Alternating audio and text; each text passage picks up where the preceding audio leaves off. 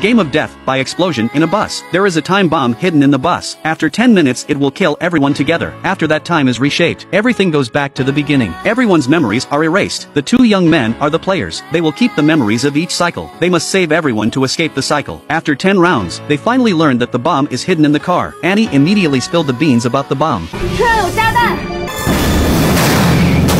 With the explosion over, the 11th round began. They realized it wasn't a time bomb at all. When the killer realizes he's been exposed, he'll detonate himself, and that person must be hiding among them. The two men immediately became cautious in what they said, assuming that the killer had brought the bomb in the car. There would have been something to hold the bomb. After careful analysis, the first person to be ruled out was the older woman, because all he had in his bag was medicine. An old man was the prime suspect. He had a sack of stuff with him, and the woman in front of him. There was a red bag under his feet. It's hard to see what's in it, but a plastic bag for a bomb would have been stupid. I don't think it was her either. In the corner of the last row of the bus, there was a young man carrying a school bag, but when Mike turned his head to look, he didn't see him on the bus, but he had been there 10 times before. He remembered carefully, and realized that this man was something else. He was wearing a hat and a mask on the bus, and sneaking around the corner. He didn't look like a decent person, but why had he disappeared? After some speculation, they found that with each cycle, the next cycle would start a minute earlier than the previous one. This means that the bus has not yet reached the stop where the man in black boarded, which means they are now free to get off the bus. They get off the bus, and the man in black is just getting on the bus. Mike decided that this man was not a simple man. He thought this was a long shot, but Annie decided it was too late, so he chose to call the police. Mike didn't want to go to the police. The two men had a disagreement and had some arguments. They then split up. The police were called and stopped the bus, but the killer was desperate for more people to come. Several police officers were killed by the two men. They became suspects again. At the end of the day, Mike saw the dead policeman. He felt a sense of guilt. Annie was being interrogated at the moment. She was likely to be defined as an accomplice. And just then her phone rang.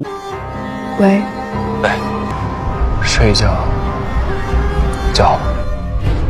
A cowardly Mike pulled himself together. They used sleep to start the 12th cycle. Mike took it upon himself to express his mistake. 我们是他的。 The two strangers warmed up as a result. At that moment, the man in black suddenly interrupts them, without a moment's thought, and immediately sat down next to him, pretending they were lovers, had a falling out, to get the man in black to let his guard down. But Mike, who had never been in love before, was a bit shy. He fumbled for a long time. Annie hints at him to make a move. The man in black seems to have noticed something. Seeing the situation, he gets up and runs away. Mike sees this and immediately grabs his backpack, but Mike is too skinny to fight anyone. He is immediately dislodged by the man in black. They catch up with him and continue to fight him, but the fight ends in failure. The bus still explodes on the bridge, and then the 13th cycle begins.